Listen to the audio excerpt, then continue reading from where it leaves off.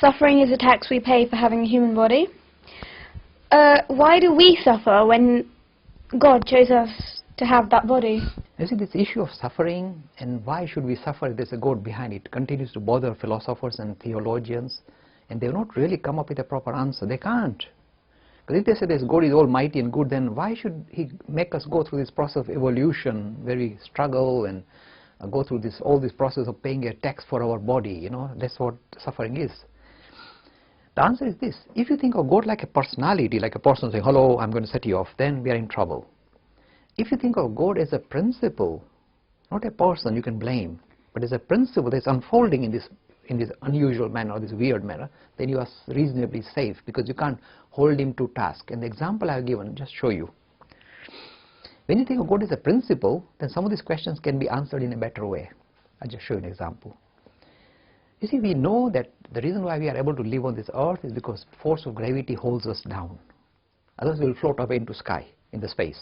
And you can't grow plants, you can't eat, you can't live at all. So we may decide that, look, we don't believe in God and religion and all that, but we believe in gravity. So we are now going to say, this is called the God of gravity, Lord Gravity. And we build a temple, of course, of Lord of Gravity because holding us down, allowing us to survive. Marvelous idea, isn't it? And things go well, and we are bowing down to Lord Gravity. We go in temple, take a coconut, say, gravity, because of you, we are able to stay. So far, so good. Then you take your friend for a walk near a mountainous area, and a huge piece of rocks comes rolling down the hill and kills your friend. So you immediately put up your hand and say, what happened? You run to the temple of gravity and say, oh Lord Gravity, what have you done? And Lord Gravity will just shrug his shoulder. This is how the cookie crumbles. The thing that is holding you down is also the thing that's going to bring the rock down on your face. You can't have it both ways. So you see, when you think of God like a principle, you can't blame Him. See the reason why? So the deeper idea of why there is this suffering, or why should you pay a tax for having a body, is answered when you think of God as a person. Why did He create this universe in this particular fashion? The God is, tricky, He shudders.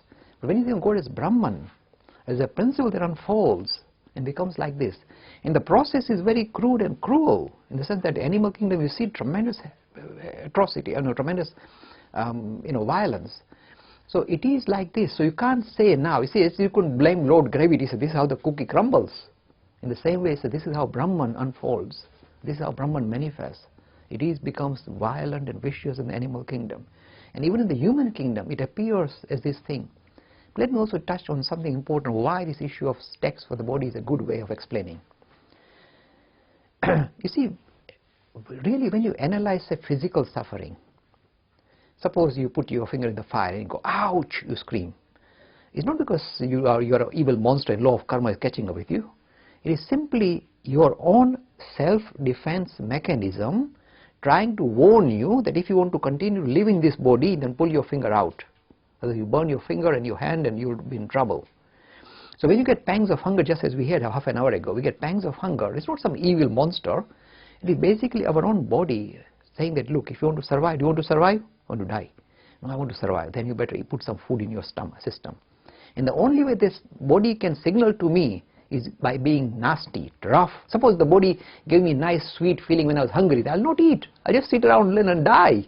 So it has to be sharp. It has to be painful for us to take action. So it is nothing but your self-defense mechanism trying to warn you, trying to make sure that you continue to survive in the body. So when you explain like this, that's very sensible. So it's not that you have done something bad or evil.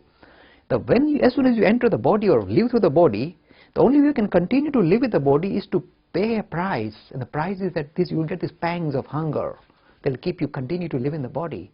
And when you think like this, that's sensible. So it's not some external God who is kind of punishing me. It is simply because what is manifesting through the body is paying a price for it. There's a price to be paid, and that's why I call it tax for having a body. The only way to avoid the issue of suffering is to go from the idea of God as a personality to the idea of God as a principle, as Brahman. Then you are reasonably safe.